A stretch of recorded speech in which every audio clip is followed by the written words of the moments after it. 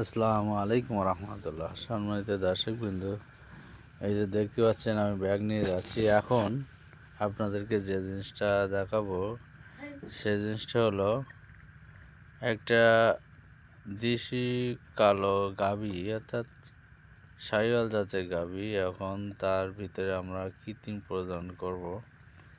এখান থেকে গত 24 সালের মাঝামাঝি অবস্থায় আমি কৃত্রিম প্রজনন করছিলাম।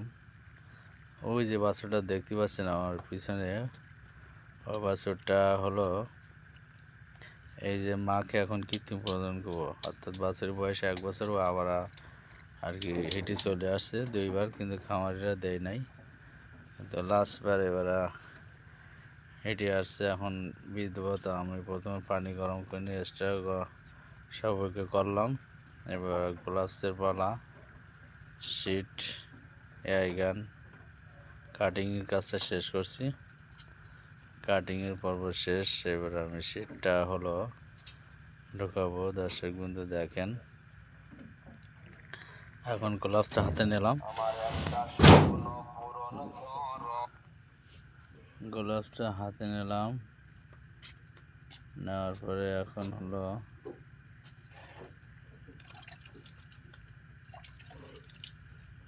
ভিতরে হাত দিচ্ছি, যেহেতু আমি আগে টেস্ট করছি। টেস্ট করার পরে ভিতরে হাত দিয়ে আমি কৃত্রিম প্রজননের কাজ আল্লাহর রহমতে হয়ে গেছে। গাভীটা ধীর স্থিরভাবে ডাকে আসছে, যেহেতু সে বাচ্চা নেওয়ার উপযুক্ত সময় আসছে। তা এখন আমি দেখাবো যে হলো এর আগের বাছুর। এই যে মা কিন্তু কালো এবং সাদা পাইল, তার ভিতর থেকে আমি শাহিওয়াল জাতের সিমেন্ট কৃত্রিম প্রজনন করছিলাম। এই যে বাছুর দেখতে পাচ্ছেন।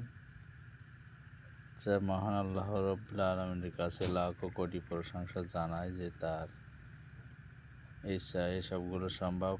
তার আগের বোন এই গাভীটা 3 নম্বর বাচ্চা, প্রথম বাচ্চা, দ্বিতীয় বাচ্চা। এই যে প্রথম বাচ্চা, আর মানে কিছুদিন পরে হেঁটে চলে আসবে। তা ভিডিওটা যদি ভালো লাগে সাবস্ক্রাইব করবেন। দেখেন কি সুন্দর কোয়ালিটি সম্পন্ন বাছুর।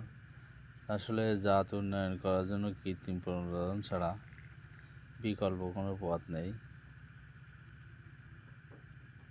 আসসালামু আলাইকুম রহমতুল্লাহ।